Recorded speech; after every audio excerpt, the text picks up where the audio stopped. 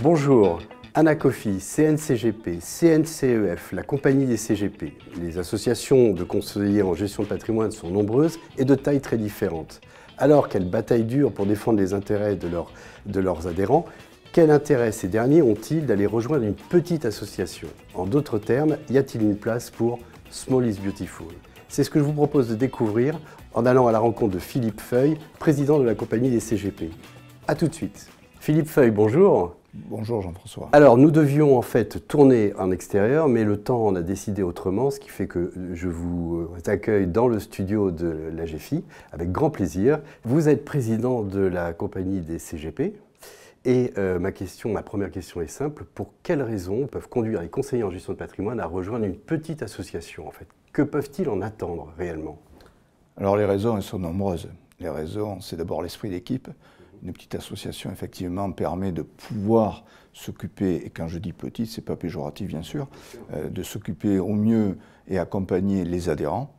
Donc il y a un esprit d'équipe, il y a un esprit de dimension humaine qui est important. Et donc ça, c'est la compagnie des CGP. Et ça marche très bien, puisqu'on voit qu'autour de nous, beaucoup de gens se proposent pour venir épauler, pour apporter une certaine synergie, je dirais, interadhérents, puisque chacun a des rôles bien précis, puisqu'il y a plusieurs associations à l'intérieur de la compagnie CGP. Il y a la fédération, la compagnie CIF, qui est la plus ancienne des associations chez nous, et puis la compagnie IAS, la compagnie OBSP, la compagnie IMO, et une société de formation qui vient effectivement continuer à fédérer l'ensemble des adhérents. Alors, toute chose égale par ailleurs, quand on disait petite association, est-ce que vous pouvez me rappeler le nombre d'adhérents que vous avez au total? Écoutez, nous sommes plus de 3000 adhérents aujourd'hui, sachant que nous revenons de très loin, puisque nous étions une toute petite association. On était un peu plus de 300 à peine il y a quelques temps de ça. Donc la réforme du courtage, effectivement, y a contribué beaucoup, mais c'est également le développement des équipes, puisque ce qui fait sa force aussi, c'est la proximité des équipes du siège. C'est-à-dire que nous avons mis en place un système de numérique informatique qui permet de créer un pont entre, d'un côté, les adhérents, la société de formation et les différentes associations, et donc qui permet effectivement d'amener une valeur ajoutée, parce que souvent ce métier, en tant qu'indépendant, nous sommes seuls. Et nous avons besoin d'être accompagnés.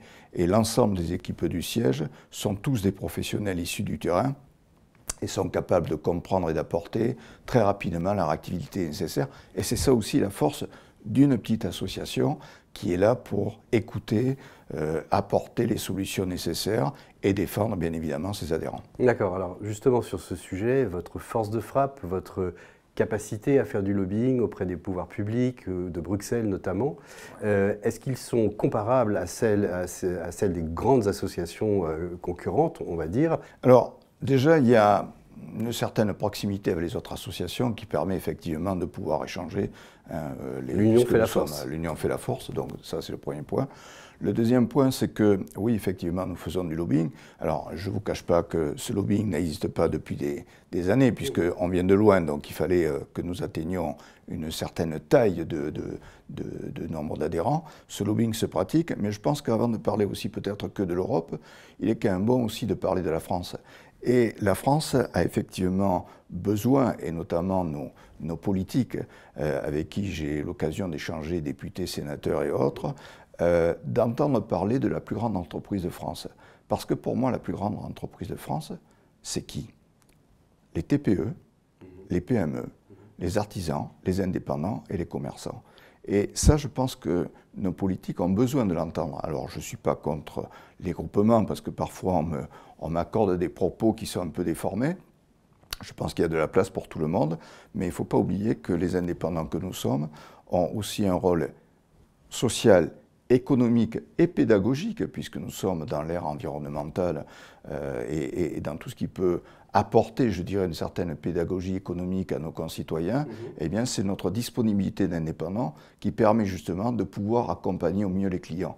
Et puis, votre avis d'expert, Philippe, est-ce qu'il faut se féliciter finalement du nombre d'associations, parce qu'elles sont nombreuses, de conseillers en gestion de patrimoine, ou au contraire, est-ce que leur nombre serait un handicap pour la profession? Votre avis sur le sujet? Mon avis, il est très clair. Plus il y a de diversification, plus c'est riche. On a besoin d'écouter aussi les petits, et c'est toujours pas péjoratif ce que je dis, parce que ce sont eux qui sont proches des clients. Et il y a une réglementation très importante qui a évolué également, des formations très importantes qui continuent à évoluer, et c'est là où le fait d'être petit, on prend le temps. Vous savez, je fais le tour de France régulièrement, et je fais des séminaires, et j'écoute. Pendant 2 jours, chaque séminaire, j'écoute les adhérents, leurs attentes, leurs besoins. Et j'essaie de les faire se connaître entre eux, parce que comme nous sommes tous indépendants sur toute la France, on ne se connaît pas forcément. Ben, je peux vous assurer que le soir, très tard, les gens continuent à travailler, à échanger, à se donner des réflexes professionnels, etc. C'est ça qui est riche. Quand on est dans un groupe très important, on est un petit peu noyé dans la masse. Et là encore, cet ADN humain que nous avons fait encore la différence. Et ça, c'est une force qui est incontestable. Philippe Feuille, en tant qu'animateur de la communauté, merci beaucoup, et puis je vous dis à très bientôt. Merci Jean-François. Alors Jérôme, je vous pose la même question cache, réponse cache, hein, vous m'avez promis. À quoi sert selon vous une énième association de CGP? Alors sans me mettre à dos tous mes camarades, je pense à rien. Je pense que le vrai combat, ce serait de faire comme nos amis experts comptables, comme nos amis avocats, nos amis médecins, c'est de créer un espèce d'ordre où on serait tous unis. Et à l'intérieur, il pourrait y avoir différentes tendances, l'ANACOFI, la CNCGP ou la compagnie des CGP et d'autres, pour représenter différents courants ou différents axes de réflexion. Mais s'il n'y a pas d'union, il n'y aura pas de force, on ne sera pas un groupe de représentation et de pression, que ce soit auprès des instances françaises, voire même européennes demain. Et à chaque fois qu'on se divise, eh bien, nécessairement on perd de force dans nos combats à mener. Et justement, quel était votre critère, vous, en tant que conseiller, pour choisir une association? C'était un peu le non-choix. Nous, on a créé la structure en 2004. On a été un des tout premiers CIF en France et de mémoire, il n'y avait que l'ANACOFI. Il n'y avait qu'un seulement, ouais. Après, on aurait pu changer. Ça s'est toujours très bien passé. On s'entend très bien avec l'ANACOFI. Ils nous contrôlent fréquemment au regard de notre taille aujourd'hui, que ce soit nous en tant que structure ou nos différents conseillers. Voilà, on a de très bonnes relations, notamment avec le président. Je précise que l'émission n'est pas sponsorisée par l'ANACOFI. Merci beaucoup de nous avoir accueillis. À très bientôt. Au revoir.